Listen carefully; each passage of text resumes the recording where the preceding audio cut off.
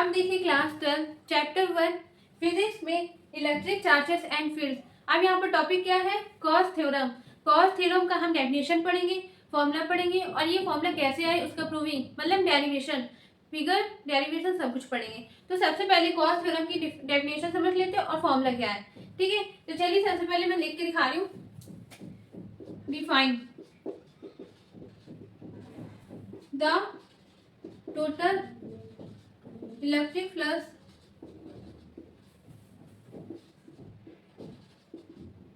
enclosed by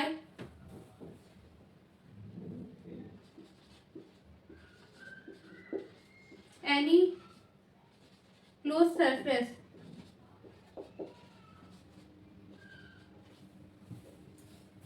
is equal to the 1 upon epsilon naught times of total charge enclosed by it। Definition क्या है?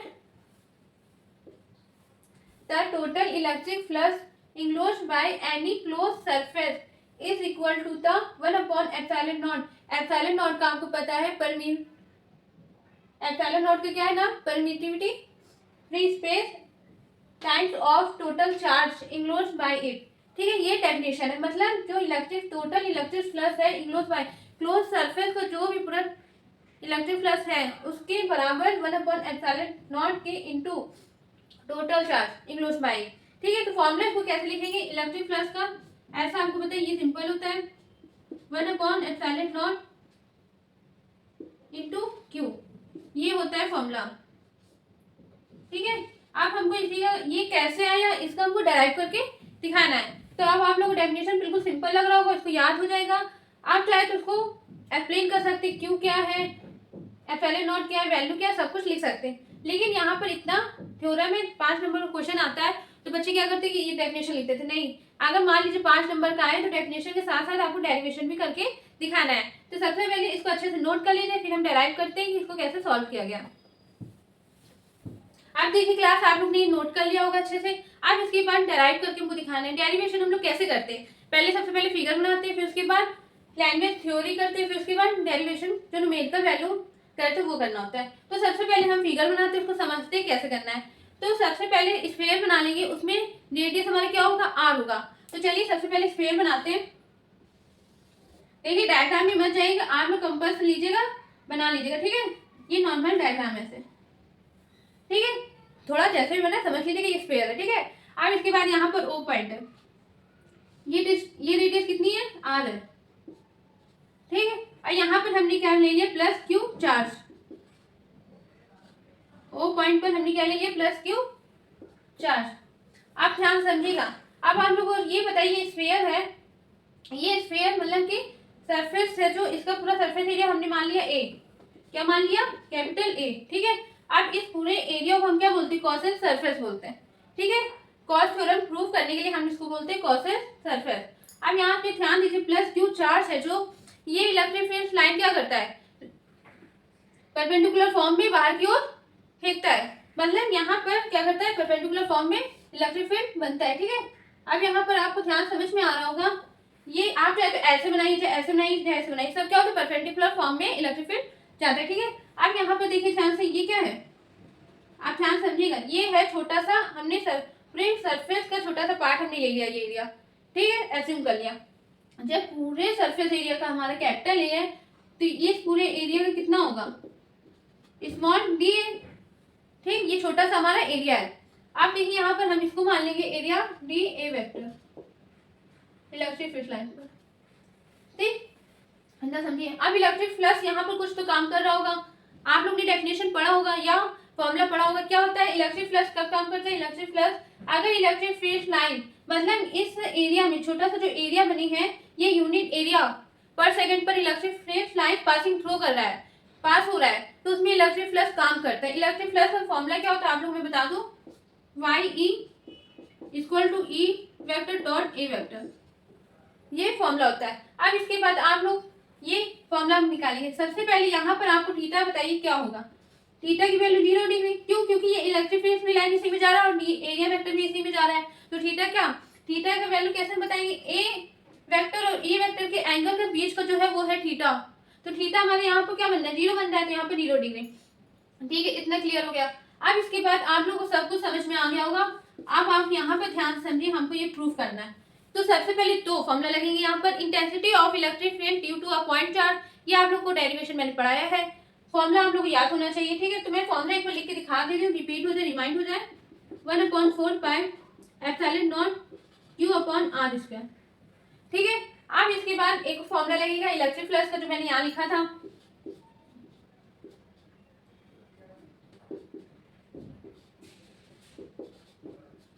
ठीक है, अब आपको अच्छे से इसको डेरिवेशन हम करके दिखाएंगे। डायग्राम इतना ही है, अच्छे से समझिएगा, बिल्कुल स्टेप बाय स्टेप थ्योरी क्या है। ठीक है, let D A be the small area of whole surface. A की एरिया क्या होता है, 4 पाई, स्क्वायर का एरिया आप लोग ने मैथ्स में पढ़ा होगा, 4 पाई आर स्क्वायर होता है। ठीक है, अब इसके बाद and A vector be the area vector and E vector be the electric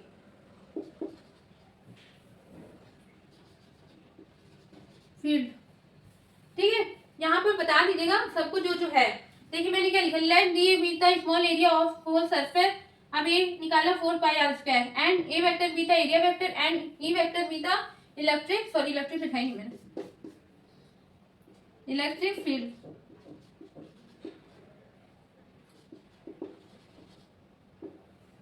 ठीक, अब इसके बाद आप यहाँ तक समझ गए होंगे। ठीक है, अब इसके बाद आपको क्या बोला गया है, यहाँ पर हम इंटेंसिटी ऑफ इलेक्ट्रिक फील्ड सब कुछ लिखिएगा, जो जो आप कर रहे हैं सब डेरिवेशन में लिखिएगा। ठीक है, तो क्या लिखेंगे, therefore according to the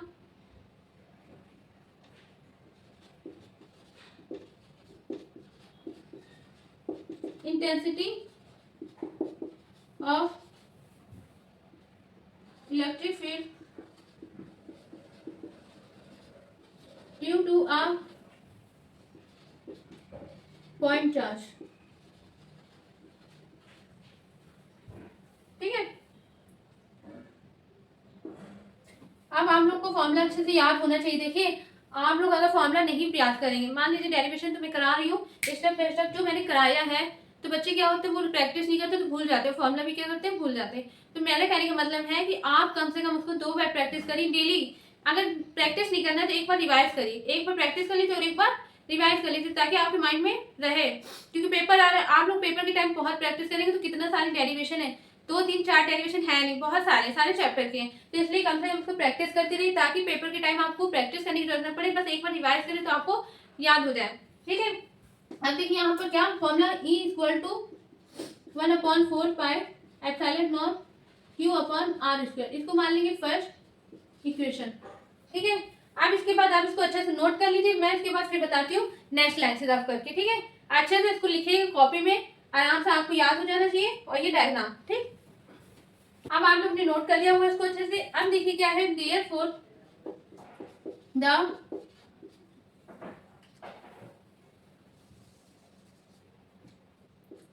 electric flux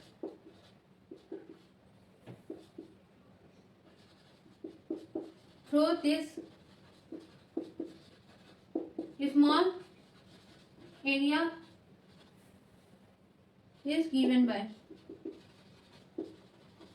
मतलब क्या है, इलेक्ट्रिक फ्लक्स जो है हमको निकालना है इस स्मॉल एरिया के लिए। फॉर्मूला तो ये है, पर यहाँ पर स्मॉल एरिया बोला गया, तो मतलब छोटा सा इलेक्ट्रिक फ्लक्स निकालना है। और इसके लिए फॉर्मूला यहाँ पर देखिए क्या करेंगे, तो डी वाई ई, क्योंकि स्मॉल एरिया की बात हो रही है।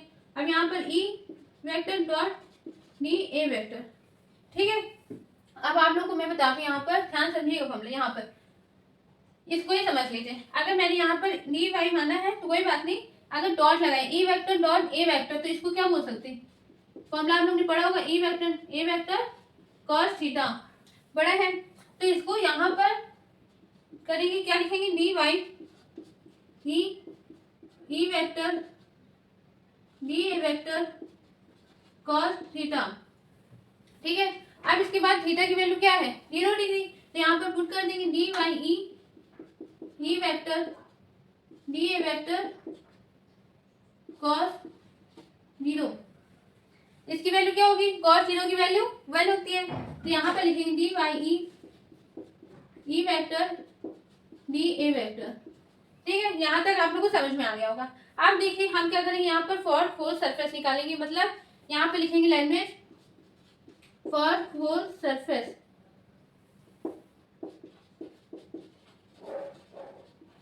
ठीक, अब यहाँ पर फॉर होल सरफेस मतलब ये क्या है, ऐसे आप लोग इंट्रीगेशन लगाते ना मैथ्स में, अगर इंट्रीगेशन बच्चे बायो वाले देख लीजिए, अगर नहीं पढ़ा है कोई बात नहीं, मैथ्स वाले बच्चे को तो पता होगा कि इंट्रीगेशन होता है। और ये सर्कल क्या है, सर्कल क्या है, इंक्लोज्ड सरफेस, इसलिए यहाँ पर सर्कल लगा। ठीक है, और यहाँ पर क्या, D Y E equal to integration whole surface E, यहाँ पर डी ए वेक्टर। ठीक है, इसको अच्छे से नोट कर लीजिए, फिर रफ करके अच्छे से ऊपर से बताते हैं। ठीक है, आप लोग स्टेप बाय स्टेप बताएंगे, ध्यान से समझिएगा। यहाँ तक आप लोग कर लीजिए, ये आप लोग समझ में आ गया होगा, इंटीग्रेशन हम लोग कैसे सॉल्व करते वैसे। अब यहाँ पर डी है, ये इंटीग्रेशन तो क्या हो जाएगा, हट जाएगा, कट जाएगा। ऐसे यहाँ पर ई वेक्टर जो है कांस्टेंट टर्म है, electric flux A D A के लिए लगेगा, तो डी और ये क्या हो जाएगा, कैंसिल हो जाएगा। सब सॉल्व करके दिखाएंगे, परेशान बिल्कुल मत होइए, स्टेप बाय स्टेप पहले यहाँ तक नोट कर लीजिए। अब देखिए आप लोग ने नोट कर लिया होगा, ये मैंने इसलिए रखा है ताकि आप लोग को याद रहे। देखिए ये इलेक्ट्रिक फ्लक्स का यहाँ पर जो है ये क्या हो जाएगा, कैंसिल हो जाएगा। कट मत करिएगा पेपर में, वरना पूरा मार्क्स 0 मिल जाएगा फिर, इसलिए इसको कट मत करिएगा। ठीक है, तो क्या आ जाएगा, वाई ई, मन में कट कर लीजिएगा। ठीक है, तो यहाँ पर क्या हो जाएगा, ई वेक्टर डी ए वेक्टर। ठीक है, अब यहाँ पर डी और ये क्या हो जाएगा, कैंसिल हो जाएगा। वाई ई इक्वल टू क्या आ गया, ई वेक्टर ए वेक्टर। ठीक है, ये हो गई इक्वेशन सेकेंड। ठीक है, आप देखिए क्या लिखेंगे, now put the value of E vector and A vector, put the value of E vector and A vector. ठीक है, इक्वेशन सेकेंड में। ठीक, अब यहाँ पे ध्यान समझिएगा, अब यहाँ पे लिखेंगे अब ई की वैल्यू क्या है, 1/4 pi epsilon naught Q upon R square. A vector की वैल्यू आपको मैं बताया, यहाँ पर मैं लिख दे रही हूँ 4 पाई आर स्क्वायर। एरिया क्या था, 4 पाई आर स्क्वायर, तो क्या हो जाएगा 4 पाई आर स्क्वायर। ठीक है, अब ध्यान समझिए, 4 से 4 मैं कट करके बता रही हूँ, पर आप लोग ये गलती मत करिएगा। ठीक है, आप लोग ताकि समझ में आए इसलिए मैं कट करके बता रही हूँ। 4 से 4 क्या होगा, कैंसिल, बाय से बाय कैंसिल, आर स्क्वायर से आर स्क्वायर कैंसिल, बचा क्या, वाई ई 1/एप्सिलॉन नॉट क्यू। यही तो हमको प्रूफ करना था, ये आ गया हमारा। ठीक है, फॉर्मूला जो हमको निकालना था कॉस थ्योरम का, y इक्वल टू 1/एप्सिलॉन नॉट इनटू क्यू। अब आप लोग को समझ में आ गया होगा ये डेरिवेशन और कैसे ये फॉर्मूला बना, आप लोग आ गए होंगे। इसके बेस न्यूमेरिकल भी आते, अच्छे से इसको प्रैक्टिस करिएगा 2 बार। आप हम मिलते हैं अगले नेक्स्ट टॉपिक में, नेक्स्ट वीडियो के साथ। Thank you.